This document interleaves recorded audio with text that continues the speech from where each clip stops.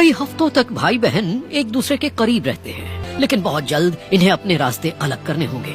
निन्या जो कि मादा है, वो अपनी माँ के इलाके के आसपास रह सकती है, और मचीतो बिल्कुल नहीं। नरों के इलाके काफी बड़े होते हैं और ज्यादा जगह पाने के लिए इसे सैकड़ों किलोमीटर का सफर तय करना होगा। अपनी जिंदगी में पहली बार ये बिल्कुल अकेला है। हफ्तों सफर करने के बाद ये भूख से तड़प रहा है।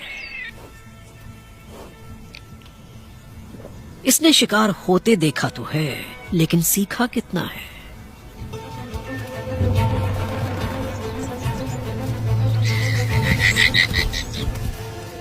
ज्यादा नहीं। खाने की तलाश में इसे आगे बढ़ते हुए अब अनजान इलाकों में जाना होगा।